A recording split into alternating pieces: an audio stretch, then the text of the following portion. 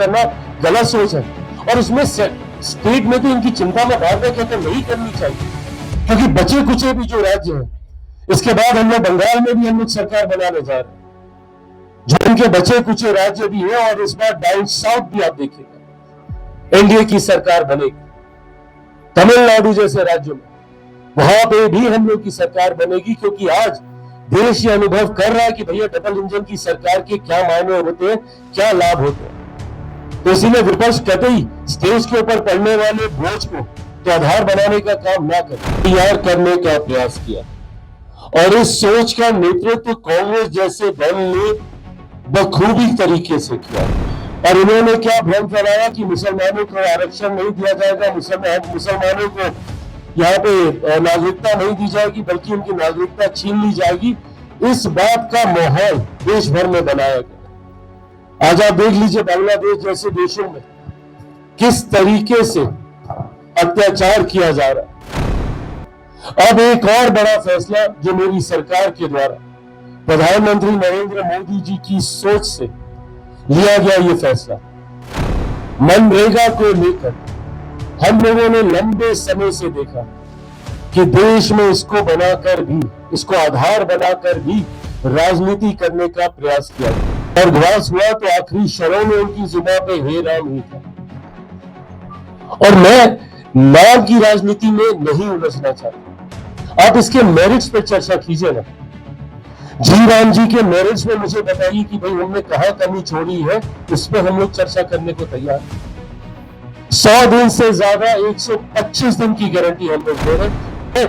अब ये जिम्मेदारी जब बांटी जाएगी तो राज्यों की भी उतनी ही जिम्मेदारी होगी, और राज्य भी इस बात को सुनिश्चित करेंगे कि जो लोग काम कर रहे हैं सही में वो काम हो रहा है कि नहीं हो रहा, क्योंकि राज्य का भी योगदान अब इसमें जा रहा है। स्टेट इसमें बिहार रहा इस साल हम लोग का, जहां पे पीएमएफएमई ने बेस्ट परफॉर्म किया, जहां पे छोटे उद्योग लगा के गांव देहात में रह रहे महिला पुरुष अपने आप को उद्यमी बना के जॉब सीकर से जॉब गिवर्स की भूमिका में आते हैं। 2-4 लोगों को अपने नीचे रोजगार देने की क्षमता वो तैयार करते हैं। ऐसे ही इस योजना के तहत 10,000 और 1,90,000 से जब महिलाएं अपने पांव पर खड़ी होंगी तो पूरे परिवार ग्रुप जो सोचता है वो करता है, आपके अपने सपनों का आशियाना।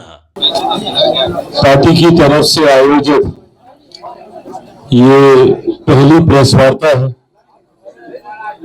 ऐसे में यहाँ पे मौजूद प्रेस मीडिया के तमाम साथियों को, आपको, आपके परिवार वालों को मेरी तरफ से, मेरी पार्टी की तरफ से नववर्ष की ढेर सारी शुभकामनाएं,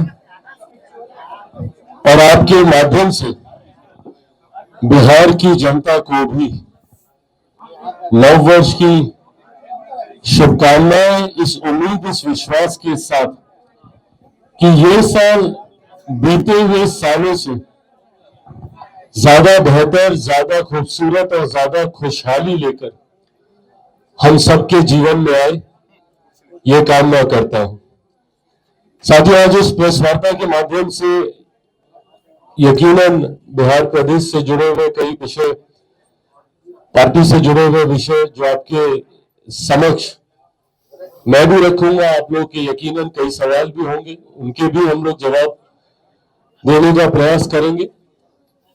पर इन तमाम बातों से पूर्व एक राष्ट्रीय मुद्दा जिसके बारे में मैं आप सबके समक्ष अपनी बातों को, अपनी तरफ से, अपनी पार्टी की तरफ से अपनी बातों को रखना चाहता हूं, क्योंकि विपक्ष ने पिछले कुछ सालों में, कांग्रेस, राजद जैसी पार्टियों ने पिछले कुछ सालों से झूठ बोलकर और लोगों को भ्रमित कर कर डराने की राजनीति की एक नई परंपरा शुरू की है।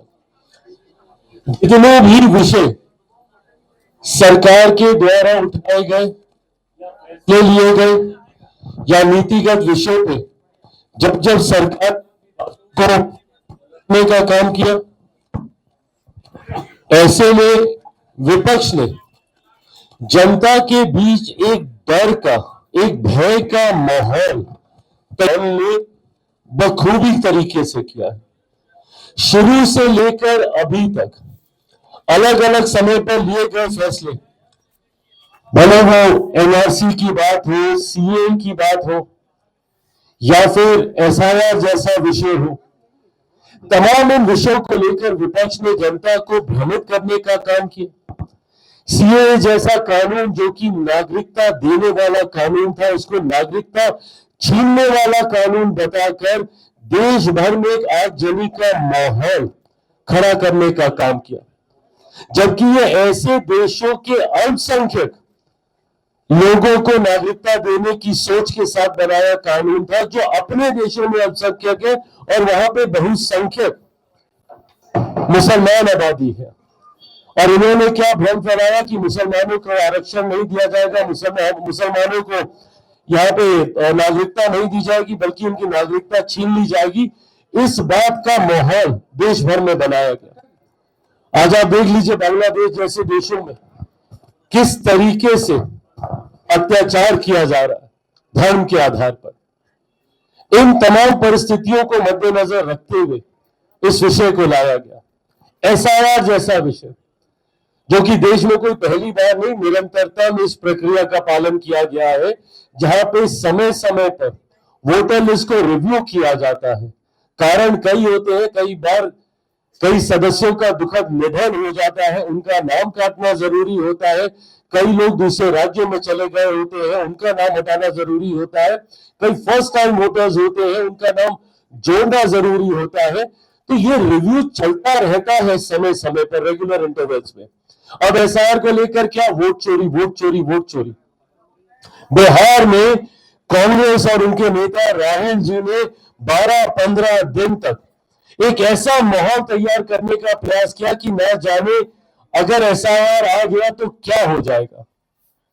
और आप लोगों ने देखा कि हंगामा सड़क पे तो किया, बट जहां पे औपचारिक आपत्ति दर्ज करानी थी, किसी ने जाकर वहां पे कोई आपत्ति दर्ज नहीं कराई। और न ही भाई, हम लोग के भी तो बीएलए है हर एक जगह पे, हर बूथ पे। हम लोगों के बीएलए के माध्यम से भी कहीं हम लोग को कोई ऐसी शिकायत नहीं आई कि ये गड़बड़ी हुई, वो गड़बड़ी हुई।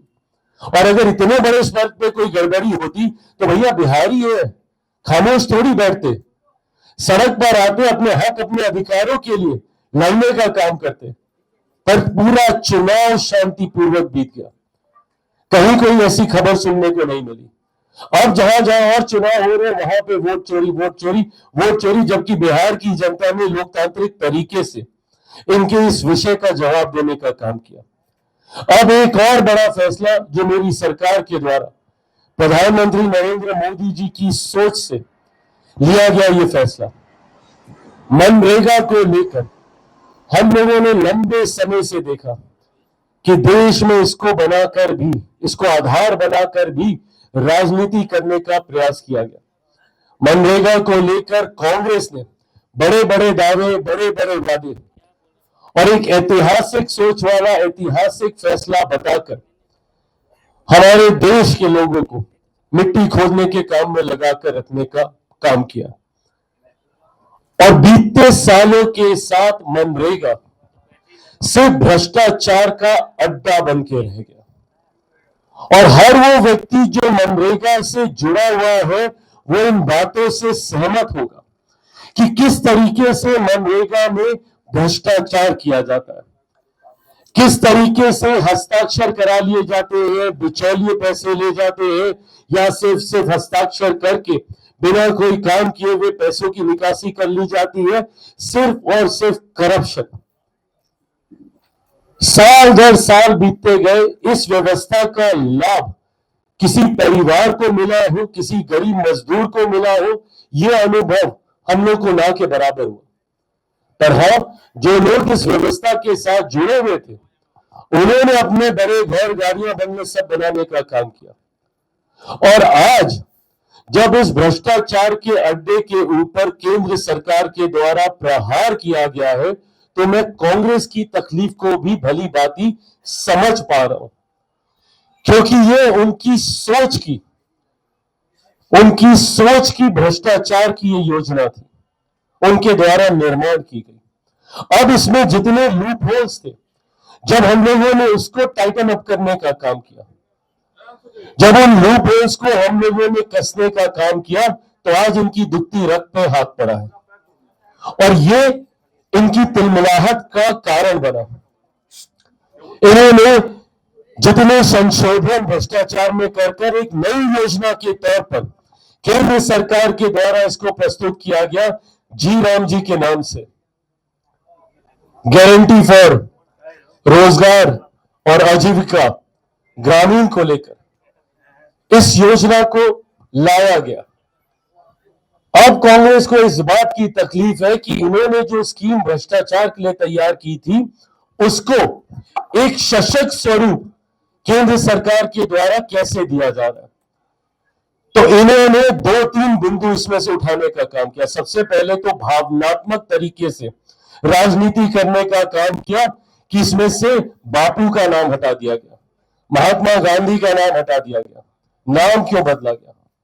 प्रभु इतिहास गवाह रहा है, भारत में समय समय पर योजनाओं में सुधार किए गए हैं, योजनाओं में बदलाव किए गए हैं परिस्थिति के अनुसार, और कई बार संभवतः उस योजना से प्रेरणा लेते हुए एकदम नए स्वरूप में दूसरी योजनाओं का गठन किया गया है और उसका नाम बदला गया है। ऐसा नहीं है कि उस योजना का कोई अपमान करने के लिए कांग्रेस वाले ही कितनी हम लोग की योजनाओं को गिनाते फिरते रहते हैं कि भैया स्वच्छ भारत क्या है, हम भी तो निर्मल ये करते थे वो करते थे, उसी का ही एक स्वरूप है ये। तो जब आपको वो बातें समझ में आती थी तो आज इस बात पे राजनीति करने का क्या आधार बनता है कि आप बापू का नाम हटा रहे हैं? कौन बापू के सम्मान के साथ खिलवाड़ करने की सोच भी सकता है? और आपको ऐतराज किस नाम से हो रहा है? इसके खैर कई कारण है। राम से आपको ऐतराज रहा है, इस बात का प्रमाण देने की किसी को जरूरत नहीं है। कांग्रेस की सोच राम सनातन इन सबको लेकर क्या रही है ये किसी से छुपा नहीं है। राम मंदिर का निर्माण, उसमें इनका बहिष्कार, ये तमाम चीजें दिखाता है कि कांग्रेस को इस नाम से ऐतराज रहा है। पर कैसे बोले किस बात से हमको ऐतराज है, इस नाम से हमको ऐतराज है, तो उसका आधार क्या बनाएगा कि भाई बापू का नाम आपने बदल दिया। बापू के सबसे प्रिय नामों में से एक राम जी का नाम था। जब उनका स्वर्गवास हुआ तो आखिरी क्षणों में उनकी जुबान पे हे राम ही था। और मैं नाम की राजनीति में नहीं उलझना चाहता। आप इसके मेरिट्स पे चर्चा कीजिए ना। जी राम जी के मेरिट्स में मुझे बताइए कि भाई हमने कहां कमी छोड़ी है, उस पर हम लोग चर्चा करने को तैयार है। 100 दिन से ज्यादा 125 दिन की गारंटी हम लोग दे रहे हैं, 25% इजाफा इसमें किया गया है। इस मेरिट पे हमसे टकराइए, बोलिए कि भैया क्यों आपने कर दिया, 25 दिन ज्यादा की गारंटी आप क्यों दे रहे हैं, इस पे चर्चा कीजिए, हम लोग चर्चा करने को तैयार है। इन्होंने एक और भ्रम क्या फैलाने का काम किया कि आप लोगों ने स्टेट के ऊपर भार डाल दिया है, स्टेट के ऊपर अब ज्यादा दबाव पड़ेगा, क्योंकि आर्थिक तौर पे पहले के समीकरण के बनस्पत अब 60-40 का रेशियो आ गया, तो अब स्टेट के ऊपर भार पड़ेगा। किसको चिंता हो रही है इस बात की? विपक्ष को। कितने राज्यों में सरकार है भैया आपकी? स्टेट पे भार पड़ने की चिंता किसी को होनी चाहिए तो हम लोग को होनी चाहिए ना। जहां पे भाजपा की सरकार है या एनडीए की सरकार है, हम लोग को चिंता होनी चाहिए। कितनी जगह पे आपकी राज्य में आपकी सरकार है कि आपको चिंता हो रही है कि स्टेट के ऊपर भार पड़ रहा है? और वैसे तो हर चीज में संघीय ढांचे को ये याद कराएंगे। जब केंद्र से लाभ लेना होगा तो उसमें संघीय ढांचा ये बोलते नहीं थकते। और जब संघीय ढांचे के आधार पर कलेक्टिव रिस्पॉन्सिबिलिटी की सोच के साथ स्कीम का निर्माण किया जाता है तो उसमें उनको ऐतराज हो जाता है कि भैया स्टेट के ऊपर बोझ पड़ रहा है। ये बोझ पड़ने की बात नहीं है, ये कलेक्टिव रिस्पॉन्सिबिलिटी की बात है। और ये एक बहुत बड़ा कारण रहा मनरेगा के विफल होने का। क्यों? क्योंकि स्टेट ने कभी उस ओनरशिप को समझा ही नहीं। इंप्लीमेंटिंग एजेंसी भारत के फेडरल स्ट्रक्चर में स्टेट्स होते हैं और ऐसे में स्टेट को कभी उस ओनरशिप का एहसास ही नहीं हुआ। मनरेगा में कोई आ रहा नहीं आ रहा, काम कर रहा नहीं कर रहा, ना के बराबर उनका योगदान होता था, उनको कभी फर्क ही नहीं पड़ा। पर आज जब कलेक्टिव रिस्पॉन्सिबिलिटी शेयर की जाएगी, सेंटर स्पॉन्सर्ड स्कीम के तहत अब ये जिम्मेदारी जब बांटी जाएगी तो राज्यों की भी उतनी ही जिम्मेदारी होगी और राज्य भी इस बात को अब सुनिश्चित करेंगे कि जो लोग काम कर रहे हैं सही में वो काम हो रहा है कि नहीं हो रहा, क्योंकि राज्य का भी योगदान अब उसमें जा रहा है। तो ऐसे में मैं मानता हूं कि भारत के संघीय ढांचे को, फेडरल स्ट्रक्चर को और सशक्त करने की सोच के साथ ये जो बदलाव किए गए हैं उसका यकीनन लाभ मिलेगा। प्रैक्टिकल तौर पर भी देखिए, इससे पहले से मिट्टी खोदने के काम में लगाया जाता था, आज इंफ्रास्ट्रक्चर डेवलपमेंट के प्रोजेक्ट्स अंडरटेक किए जाएंगे। रूरल एरिया के डेवलपमेंटल प्रोजेक्ट्स इसके तहत लिए जाते हैं। इंफ्रास्ट्रक्चर का, व्यवस्था का निर्माण इसके माध्यम से किया जाएगा। सही मायनों में इस योजना का लाभ न सिर्फ उन गरीब मजदूरों को मिले, बल्कि उनके माध्यम से हमारे क्षेत्र, हमारे राज्य को भी मिले। ये बदलाव हम लोगों ने इस योजना में किए हैं। मैं पुनः कहता हूं कि भैया मेरिट्स पे डिस्कस कीजिए ना, और हम लोग करने को तैयार है, आप कीजिए, और बेहतर सुझाव आएंगे उसको भी इनकॉर्पोरेट किया जाएगा, क्यों नहीं करेंगे। पर ये सिर्फ भ्रम फैलाते रहना, देश भर में आप प्रदर्शन कर रहे हैं जी राम जी को लेके, जी राम जी को लेके, मुझे बताइए क्या गलत हो रहा है इसमें, और अभी तक क्या सही हो रहा था कि आपको उसमें एतराज नहीं था। हर चीज में आपको सुधार चाहिए, बट अगर कहीं पर सही में सुधार किया जाता है तो आपको एतराज होने लगता है। हकीकत में ये कांग्रेस के भ्रष्टाचार के ऊपर केंद्र सरकार, मेरे प्रधानमंत्री जी का सीधा प्रहार है, और इस बात की तिलमिलाहट है। ये लोग जितना आज अलग अलग क्षेत्रों में जाके प्रदर्शन कर रहे हैं, जिला मुख्यालयों पर, ये वही प्रदर्शन है जो इन्होंने कभी सीए को लेकर, कभी एसआर को लेकर किया था। क्या हुआ भैया, देश को आप कुछ दिनों के लिए आगजनी में झोंकते हैं, देश को भ्रमित करने का आप काम करते हैं, और उसके बाद वही बात ठंडे बस्ते में चली जाती है। अगर आपके पास कोई सुझाव है, मैं कहता हूं, मेरिट पे डिस्कस कीजिए, हम लोग तैयार हैं। आप बताइए कि इसको और कैसे बेहतर किया जा सकता है। क्या भारत के संघीय ढांचे को मजबूत करना गलत सोच है? क्या collective responsibility state and centre की शेयर करना गलत सोच है? और उसमें स्टेट में तो इनकी चिंता में बार बार कहते नहीं करनी चाहिए, क्योंकि बचे कुचे भी जो राज्य हैं, इसके बाद हम लोग बंगाल में भी हम लोग सरकार बनाने जा रहे हैं, जो इनके बचे कुचे राज्य भी है, और इस बार डाउन साउथ भी आप देखिएगा एनडीए की सरकार बनेगी। तमिलनाडु जैसे राज्यों में, वहां पे भी हम लोग की सरकार बनेगी, क्योंकि आज देश ये अनुभव कर रहा है कि भैया डबल इंजन की सरकार के क्या मायने होते हैं, क्या लाभ होते हैं। तो इसीलिए विपक्ष कतई स्टेज के ऊपर पड़ने वाले बोझ को तो आधार बनाने का काम ना करे, बट हाँ बताए कि अगर हम लोग 125 दिन ज्यादा दे रहे हैं, क्या हम गलत कर रहे हैं? क्या हम लोग इंफ्रास्ट्रक्चरल डेवलपमेंट प्रोजेक्ट्स इसके तहत अंडरटेक कर रहे हैं, क्या हम लोग वो गलत कर रहे हैं? क्या हम लोग इसकी मॉनिटरिंग की व्यवस्था कर रहे हैं? मनरेगा में अभी तक कोई मॉनिटरिंग की व्यवस्था नहीं थी, कोई बायोमेट्रिक्स नहीं होता था, कोई मॉनिटरिंग नहीं होती थी, कोई टेक्नोलॉजी का इस्तेमाल नहीं किया जाता था, कोई एआई का इन्फ्लुएंस नहीं होता था। इन चीजों को इनकॉर्पोरेट किया गया है, तो मेक श्योर कि इसमें लीकेजेस ना के बराबर हो, इस सोच के साथ हम लोग इसको लेकर जाने का काम कर रहे हैं। और मैं चाहता हूं आप सबके माध्यम से, लोकतंत्र का चौथा स्तंभ है, आप सबके माध्यम से मैं चाहता हूं कि देश में, हमारे बिहार में लोगों तक ये मैसेज जाए कि किस तरीके से इस योजना से आने वाले दिनों में हमारे गरीब मजदूरों को सशक्त करने की सोच के साथ इसका निर्माण किया गया है। हर योजना जो हम लोग लेकर आते हैं, विपक्ष सीधा उसको भ्रमित करने का काम करता है। महिलाओं को सशक्त करने की सोच के साथ जो 10,000 रुपए वाली योजना लाई गई, उसको भी उसी तरीके से कि रेवड़ी बांट रहे हैं। भैया समझ में आता है आप लोगों को कि फर्क क्या है दो चीजों में। और मुझे खुशी है एक सहयोगी होने के नाते मैं स्वागत करता हूं ऐसी योजना का, क्योंकि ये उन फ्री बीज में नहीं गिना जा सकता कि आपको महीने के इतने रुपए मुफ्त में आपको दिए जा रहे। ये महिलाओं को सही मायनों में आर्थिक तौर पर सशक्त करने की सोच के साथ इसका निर्माण किया गया। 10,000 रुपए से आप अपना प्रोजेक्ट बेसिक तैयार कीजिए, उसके बाद 1,90,000 रुपए और टोटल 2 लाख रुपए की योजना से आपके व्यवसाय को स्थापित किया जा सकता है। और मैं मानता हूं कि ये रकम एक छोटे उद्योग को लगाने के लिए ग्रामीण क्षेत्र में अपने में काफी है।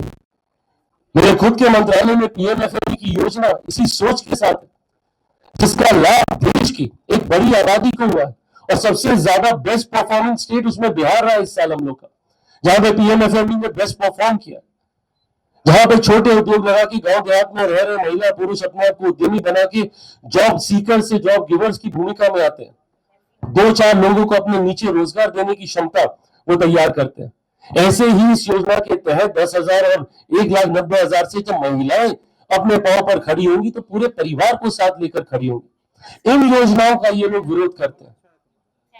और सवाल वही कि भैया आपको भी तो पूरा समय दिया गया था ना, उस वक्त आप कर लेते।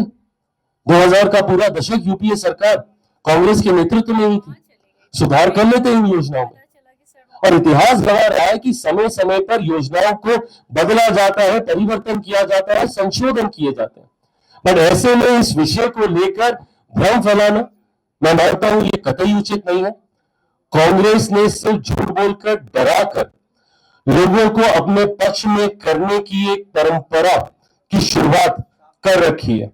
इनको पता है कि इनकी काबिलियत के आधार पर ये लोग कभी वापस सत्ता में नहीं आ सकते, तो ये चाहते हैं कि लोगों में डर भय का माहौल सांप्रदायिकता के आधार पर हो, लोगों को भ्रमित करने के आधार पर हो, बनाकर कैसे उनको अपने पक्ष में किया जा सके। पर बिहार की जनता ने जिस तरीके से विपक्ष को नकारने का काम किया, आने वाले दिनों में जिन जिन राज्यों में चुनाव है, असम में हो, बंगाल में हो, मैं मानता हूं कि वहां पर भी जहां असम में हम लोग वापस आएंगे तो वहीं एक लंबे समय के बाद बंगाल में भी एक डबल इंजन की सरकार प्रधानमंत्री नरेंद्र मोदी जी की सोच वाली एनडीए की सरकार बनेगी, ये विश्वास है। मेरी पार्टी लोक जनशक्ति पार्टी रामविलास भी अपनी भूमिका को इन राज्यों में निभाने के लिए पूरी तरीके से कमर कस चुकी है। हमारे खगड़िया से सांसद राजेश वर्मा जी को प्रभारी की जिम्मेदारी देकर पिछले 3 दिन से उनका प्रवास वहीं पर चल रहा है, जहां संगठन को कैसे और मजबूत किया जा सके और कार्यकर्ताओं के सुझावों को एकत्रित किया जा सके, ताकि उसके बाद लोक जनशक्ति पार्टी रामविलास का केंद्रीय संसदीय बोर्ड चुनाव की दृष्टि से बंगाल में हम लोग की क्या भूमिका रहेगी इस पर अंतिम फैसला ले सके। इन तमाम विषयों को कि हम लोग जानकारी इकट्ठी कर रहे हैं, पर मैं ये मानता हूं कि इन योजनाओं का असर है कि आज देश में केंद्र की सरकार और एनडीए का गठबंधन हर बीतते दिन के साथ मजबूत होता जा रहा है और ज्यादा लोकप्रिय होता जा रहा है, और इसका लाभ बाकी राज्यों में भी हम लोग को मिलेगा, विपक्ष भले कितना भी भ्रम फैला ले। मैं ये मानता हूं कि जिस तरीके से एसआईआर पर भ्रम फैलाकर इन लोगों ने हमें बिहार जीतने में मदद की, उसी तरीके से अब जी राम जी का विरोध कर कर ये हम लोग को बंगाल जीतने में भी हम लोगों की ही मदद करेंगे। सेल्फ गोल करने के लिए कांग्रेस, उनके सहयोगी, उनके नेता जाने जाते हैं, तो यकीनन इसका लाभ भी हम लोगों को मिलेगा। नव वर्ष में लोक जनशक्ति पार्टी रामविलास भी पार्टी के संगठन के विस्तार को लेकर आगे बढ़ने का काम कर रही है। आने वाले दिनों में बहुत जल्द राष्ट्रीय समिति में भी कई बदलाव पार्टी के द्वारा किए जाने हैं। मैं मानता हूं कि इस महीने के आखिर तक उसको भी आप सबके साथ साझा कर दिया जाएगा और उसी के अनुरूप बिहार में भी संगठन के स्तर पर कई महत्वपूर्ण बदलाव किए जाएंगे। ऐसे में नई जिम्मेदारियां पार्टी के कई नेताओं को दी जाएंगी। पार्टी आज एक मजबूत स्तर पर पहुंची है। हमारे विधायकों की एक अहम भूमिका है, हमारे मंत्रियों की एक अहम भूमिका है। जहां संजय सिंह जी, संजय पासवान जी बिहार कैबिनेट में मजबूती से लोक जनशक्ति पार्टी रामविलास का पक्ष रखने का काम कर रहे हैं। इससे पहले जब भी आप लोगों के कोई तीखे सवाल आते थे तो मेरे पास जवाब होता था कि मैं सरकार का समर्थन कर रहा हूं, मैं सरकार का हिस्सा नहीं। पर अब अगर जब आप ये तीखे सवाल मुझसे पूछेंगे तो मेरी जवाबदेही और ज्यादा बनेगी, क्योंकि इस सरकार का हिस्सा हूं मैं। मेरे मंत्री हर उस योजना का हिस्सा हैं जो फैसले बिहार सरकार मुख्यमंत्री नीतीश कुमार जी के नेतृत्व में कैबिनेट के द्वारा लिए जाते हैं। हमारे विधायक दल के नेता राजू तिवारी जी को गठबंधन के द्वारा मुख्यमंत्री नीतीश कुमार जी के द्वारा एक अहम जिम्मेदारी दी गई है। एनडीए के सचेतक के तौर पे राज्य मंत्री के दर्जा के साथ ये भी अपनी जिम्मेदारी निभा रहे, और इसी तरीके से पार्टी के तमाम हमारे विधायक आने वाले दिनों में विधायकों की भी जवाबदेही को सुनिश्चित किया जाएगा। हमारी सरकार के पास ये समय नहीं है कि हम लोग ये कहें कि अब काम शुरू होगा। हम लोग जितने वादे लोकसभा विधानसभा के चुनाव में हम लोगों ने किए थे, हमारी सरकार उन वादों को पूरा करने के क्रम में हम लोगों ने कार्रवाई शुरू कर दी है। शुगर मिल का मुद्दा अलग अलग मंचों पे मेरे द्वारा तो उठाया ही गया था, हमारे प्रधानमंत्री जी भी इसको लेकर चिंतित रहे। ये एक अहम विभाग की जिम्मेदारी हम लोग के पास है, जिसके ऊपर फैसला पहली ही कैबिनेट में लिया गया है। आने वाले दिनों में शुगर मिल्स की स्थापना, उनको दोबारा से चालू कराना, उनको वायबल प्रोजेक्ट्स में कन्वर्ट करना, इन तमाम विषयों पर चर्चा चल रही है। मैं मानता हूं कि आने वाले 5 साल बिहार के लिए एक स्वर्णिम काल के तौर पर होंगे। इन 5 सालों में डबल इंजन की सरकार का लाभ मेरे प्रदेश को मिलेगा और 5 सालों के बाद जब पुनः हम लोग चुनाव में जाएंगे तो इस चुनाव में किए गए हर एक वादे को पूरा करते हुए पूरी जवाबदेही के साथ हम लोग चुनाव में जाएंगे। जनता ने जितना विश्वास किया है मुझ पर, मैंने पिछली प्रेस वार्ता में पिछले साल के अंतिम महीने में जब की थी, मैंने कहा था कि एक आभार यात्रा पर मैं खुद बिहार की जनता के बीच में निकलूंगा। उसकी भी रूपरेखा मोटा मोटी तैयार कर ली गई है। कार्यवाहक प्रदेश अध्यक्ष अशरफ अंसारी जी के नेतृत्व में इसको तैयार किया जा रहा है। बहुत जल्द मुझे लगता है खरमास समाप्त होते होते तक आप सबके साथ इसको भी साझा किया जाएगा। ऐसे में एक बार फिर से आप सबको नववर्ष की शुभकामनाएं देते हुए आपके सपनों को हमने सजाया है, ई होम्स पैनोरामा को हमने बनाया है। ई होम्स मेरा एक सपना था जिसपे मैं पिछले 4 साल से काम कर रहा था। हमने जो बनाया है वो सबने है माना। ई होम्स पैनोरामा में हो आपका भी आशियाना। और फाइनली हमने 2021 में इस प्रोजेक्ट को लॉन्च किया। बहुत लोग अप्रिशिएट कर रहे हैं कि पूर्णिया जैसे शहर में बिहार के, एक तो बिहार की बात करें उसमें भी पूर्णिया जैसे छोटे जगह में इस तरह का लाइफस्टाइल देना, ये सुन के हम लोगों को बहुत अच्छा लगता है। ई होम्स में हमने कुछ और भी किया है, जैसे हम जिस जगह में रह रहे हैं हमारे फैमिली सिक्योर हो, उनको सिक्योरिटी का ध्यान में रखा है।